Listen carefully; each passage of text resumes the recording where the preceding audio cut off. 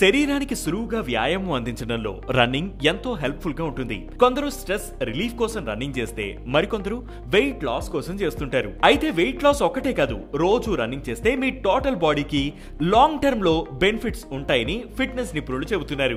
Running అంటే ఏదో గంటల కొద్దీ లేదా కిలోమీటర్ల కొద్దీ పరిగెత్తాల్సిన అవసరం లేదు.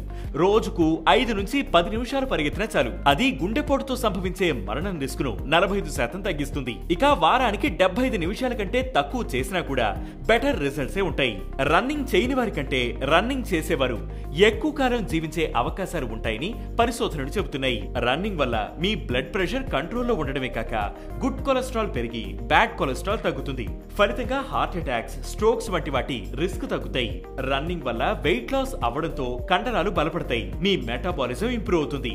రన్నింగ్ వల్ల ఫీల్ గుడ్ హార్మోన్స్ గా పిలువబడే ఎండార్ఫిన్స్ రిలీజ్ అవుతాయి. దీనివల్ల మీకు స్ట్రెస్ తగ్గి మనసు ప్రశాంతంగా ఉంటుంది. మీ స్లీప్ క్వాలిటీ మెరుగుపడమే కాక బ్రెయిన్ డెలివర్డ్ న్యూరోట్రోపిక్ ఫ్యాక్టర్ అనే ప్రోటీన్ లెవెల్స్ పెరిగి మెమరీ, ఫోకస్ కూడా ఇంప్రూవ్ అవుతుంది. రన్నింగ్ వల్ల మీ వైట్ బ్లడ్ సెల్ ప్రొడక్షన్ పెరిగి ఇమ్యూన్ సిస్టమ్ స్ట్రాంగ్ అవుతుంది. అండ్ రన్నింగ్ అతిగా చేయకుండా ప్రాపర్ గా జాగ్రత్తగా చేస్తే మీ బోన్స్ స్ట్రెంగ్త్ అవడంతో పాటు జాయింట్స్ హెల్త్ కూడా ఇంప్రూవ్ అవుతుంది. బోన్ డెన్సిటీ ఇంప్రూవ్ అయ్యి ఆస్ట్రోపోరోసిస్ వచ్చే రిస్క్ తగ్గుతుంది. అయితే అతిగా రన్నింగ్ చేయడం లేదా థ్రెడ్మిల్ పై పరిగెత్తడం మీ మోకాళ్లపై ఎఫెక్ట్ చూపించవచ్చు. ఇక రన్నింగ్ వల్ల మీ లంగ్ కెపాసిటీ కూడా ఇంప్రూవ్ అవుతుంది. పరిగెత్తడం వల్ల మీ రెస్పిరేటరీ మజిల్స్ స్ట్రెంగ్త్ అవుతాయి. ఎక్కువ మొత్తంలో ఆక్సిజన్ తీసుకోగలుగుతారు. ఇన్ని బెనిఫిట్స్ ఉన్నాయి కాబట్టి రన్నింగ్ చేయమని ఫిట్నెస్ నిపుణులు సూచిస్తున్నారు. అయితే మోకాళ్ల నొప్పులు వంటి సమస్యతో బాధపడుతున్న వారు డాక్టర్ ను సంప్రదించి ఆ సూచనల మేరకు ఫాలో అవ్వాలని చెబుతున్నారు.